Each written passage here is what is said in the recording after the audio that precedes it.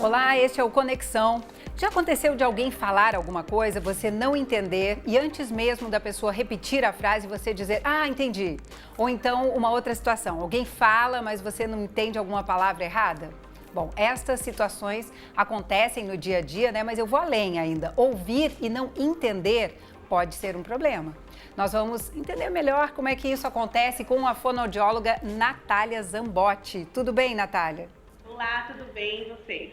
Tudo ótimo, obrigada por ter nos atendido aí. E eu queria saber como é que a gente faz essa aquisição da compreensão, né? Porque quando a gente nasce, as pessoas estão falando com a gente ali, você é bebezinho ainda, e você não está compreendendo o que está acontecendo, mas você está ouvindo, né?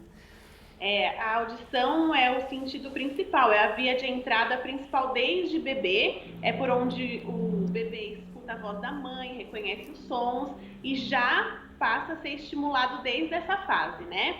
Então a gente escuta muitos sons e aí precisa decodificar os sons, né? Entender o que são eles. E quando a gente pode identificar que isso passa a ser um problema, Natália? Porque aí, naquele primeiro momento, né, a criança começa mais ou menos a falar, assim, com uma habilidade mais desenvolvida lá pelos 2 anos de idade. Obviamente, vai depender de uma criança para outra, né? Mas quando um pai, uma mãe pode perceber que que tem algum problema ali? Na verdade, bem pequenininho assim, a gente espera que comece a falar as primeiras palavras e até 2 anos esteja com um vocabulário mais expandido, com bastante palavras, formando até frases, né? Mas ainda é muito cedo para identificar, por exemplo, um problema de processamento ou de decodificação, né? Agora a gente tem que ficar atento a problemas de audição. Então são 2 coisas diferentes. O que a gente escuta, o que a gente ouve pela via periférica, né, pelo ouvido, e como esse som é entendido pelo cérebro. Então como que o som percorre, né, da orelha até o córtex e a gente entende, traduz essa mensagem. Tá ótimo, mas eu acho que a gente precisa ainda desmembrar melhor como é que um pai e uma mãe podem ficar atentos se tem algum problema ali em volta. Por exemplo, é aquela criança que vira o ouvidinho assim, porque é isso que a gente está falando. Você fez essa distinção muito bem feita, né? Que é a questão da audição e da compreensão, né? Isso. Aí o que vai acontecer? A gente tem que observar, né? Primeiro se a criança está respondendo aos chamados, enfim, sim, e fazer uma audiometria. Se a pessoa percebe que ela não responde, fica meio apática aos sons que estão acontecendo no ambiente, ao redor, primeira coisa, a audiometria, que verifica o limiar, a audição. E aí, se der tudo normal, é sinal de que pode ter alteração do processamento auditivo, porque esse som não está sendo decodificado direito. Mas essa alteração, né, essa desordem do processamento, a gente começa a observar mais no momento da aprendizagem, quando as crianças já entram lá na escola, aí já começam a aprender a ler, escrever, aparecem muitas dificuldades escolares. É nesse momento que os pais têm que ficar atentos para qualquer problema, né? Assim, meu filho está desatento, parece que ele não guarda as informações, problemas de memória, desatenção, até certa agitação, tudo isso pode ser problemas de processamento auditivo. E digamos, essa desordem, né, como vocês chamam, não é uma doença, né, é uma desordem. Ela passa do pai para o filho, isso é perceptivo? Tem vários estudos, várias causas, né, mas a maior parte é genética. E só que dá para ser trabalhada, então é uma desordem que dá para ser recuperada, a gente consegue estimular e reverter esse quadro, mas basicamente é genético. Tá, Natália, é um trabalho que tem que ser feito junto com uma profissional, uma fonoaudióloga e tal, e junto com a escola, e aí eu já aproveito para te perguntar se você sabe se na rede pública esse trabalho também é feito. Normalmente, né, eu como fono, a gente recebe os encaminhamentos das escolas que percebem esse problema dentro da sala de aula, o aluno não consegue concentrar, né, na professora com o ruído da sala em volta, tem muita dificuldade, ou pode ser aquele aluno agitado, ou mesmo aquele quietinho, apático, tudo isso. Ou também pelos médicos, neuropsicólogos, psicólogos, que acabam identificando dentro da terapia uma possível desordem.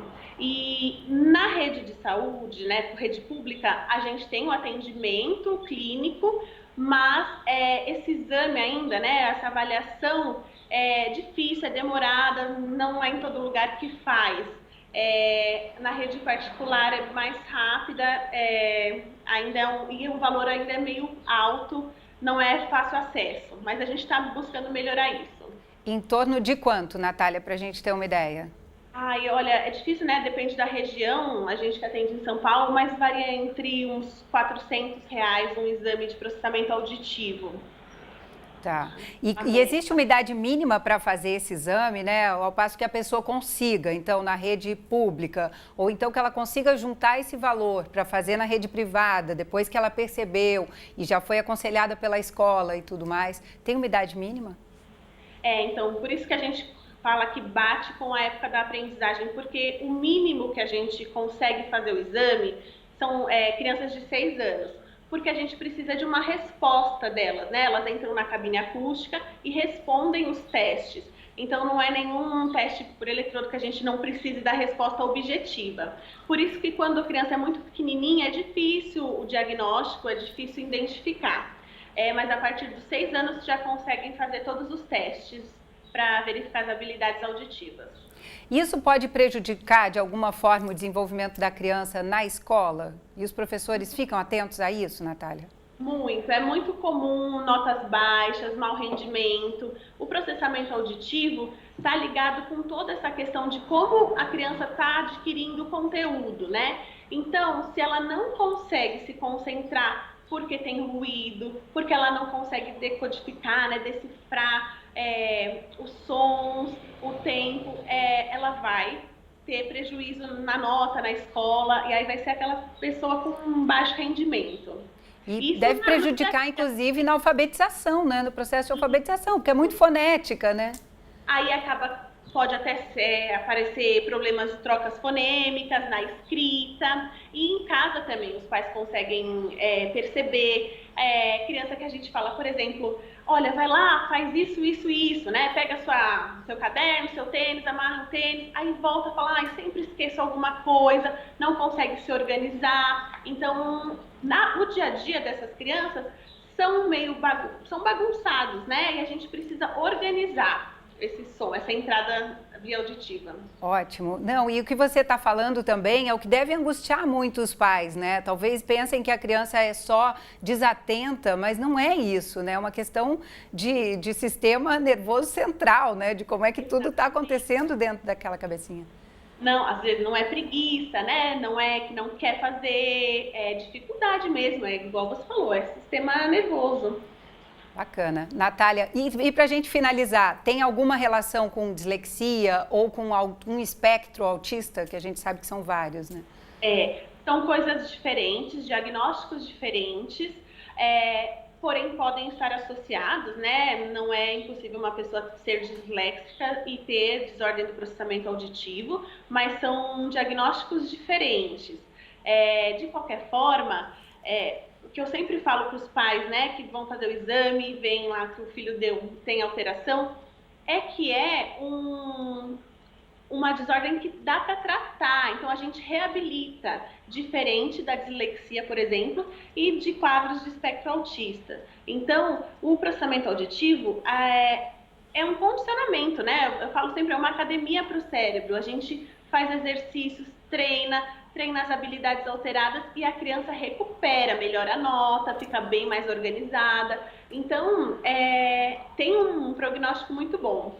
Vale a pena, né? Porque isso pode, inclusive, indicar uma condenação ali na frente, no sentido da criança não poder desenvolver a profissão que ela queira, né? Eu lembrei agora aqui de um amigo meu que tinha a língua presa e acabou não tratando e futuramente ele fez um teste para piloto e não passou. Ele foi reprovado justamente por causa da língua presa e passou em todos os outros testes. É uma pena, né? Natália, obrigadíssima e bastante sucesso aí no seu trabalho, viu? Tem muita coisa para fazer, Obrigada. Né, como fono.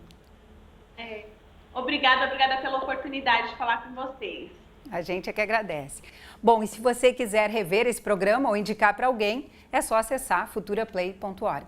Até a próxima.